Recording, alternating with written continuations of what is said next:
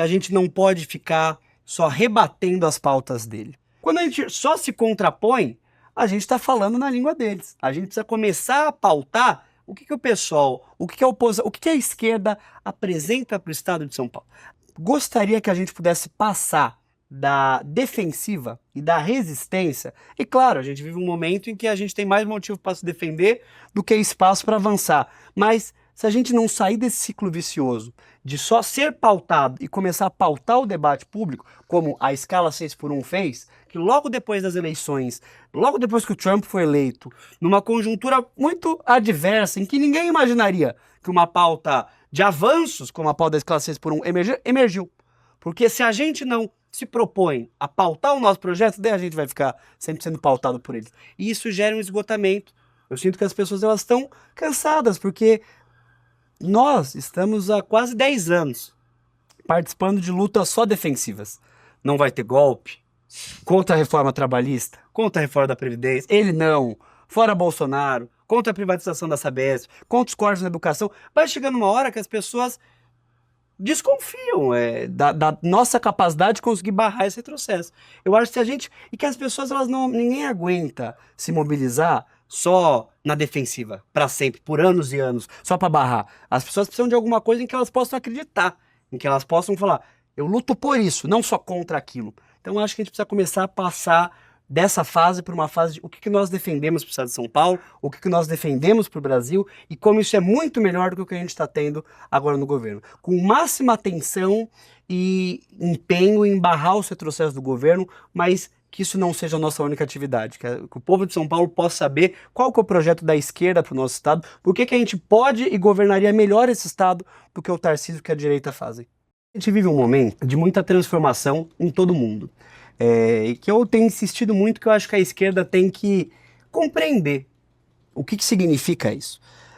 As redes sociais, as mudanças no mundo do trabalho, as novas questões que a gente tem, e principalmente um mundo que vive uma instabilidade absoluta, pelo menos desde 2008, e agora com a nova eleição do Trump, com a extrema-direita, o questionamento da legitimidade das instituições, a política de enfraquecimento dos movimentos sociais dos sindicatos cria uma nova realidade para a disputa política, em que, por um lado, as instituições tradicionais, o partido político, o sindicato, a associação de bairro, não têm a mesma força de aglutinação que tinham no passado, e, por outro lado, você tem outras ferramentas que têm um alcance muito grande, como é o caso da rede social, né? Que não é o nosso terreno, mas que as eleições também nunca foram nosso terreno, a imprensa tradicional nunca foi nosso terreno, mas a gente sempre disputou o nosso espaço no limite do que é possível. Então eu acho que é urgente que a esquerda, os sindicatos, o movimento estudantil, o movimento social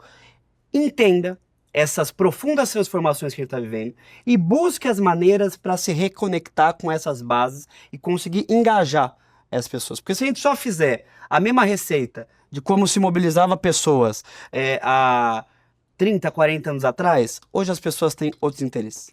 A esquerda conseguiu recentemente trazer a escala 6x1 para as ruas. A gente mobilizou o país para conseguir trazer esse diálogo para a Câmara, para as casas legislativas.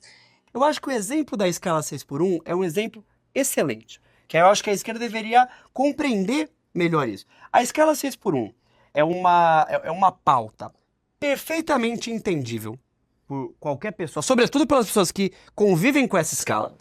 Foi uma mobilização que surgiu com traços muito espontâneos através da rede social, claro, que com o protagonismo do movimento VAT, com o projeto da Erika Hilton, mas foi uma manifestação que ganhou as redes sociais e que, ganhando o debate nas redes sociais, pela primeira vez em muito tempo, conseguiu colocar a extrema-direita na defensiva. O PL ficou na defensiva diante desse projeto e conseguiu retomar as ruas e ganhar uma maioria na opinião pública. Eu acho que é um excelente caso para a gente observar como que, para você mobilizar as pessoas, não necessariamente você precisa utilizar os mesmos métodos de sempre. Você pode utilizar de outros mecanismos. Se hoje as pessoas, por bem ou por mal, não estou dizendo um juízo de valor, se a gente está melhor ou pior hoje, mas se hoje as pessoas elas consomem num ritmo absurdo os conteúdos na rede social, por que a esquerda não vai se apropriar desse espaço para também difundir essa informação, para também fazer essa informação chegar? Por que a gente está tão atrás de todas as figuras da extrema-direita? Você pega o caso do Pix, e do estrago que um vídeo de TikTok de uma figura da extrema-direita teve no país e que fez o governo sofrer uma derrota. Isso é meio que sintomático dos tempos que a gente vive. É claro que as redes sociais hoje declaradamente estão alinhadas com a extrema-direita, que elas são um espaço muito fértil para desinformação, para as fake news. Agora, eu não acho que isso é desculpa para a esquerda deixar de fazer a sua lição de casa, porque o exemplo da escala 6x1, dentre outros exemplos, mostram pra gente que é possível você se apropriar dessas ferramentas para fazer o debate com a sociedade. Que não significa você negar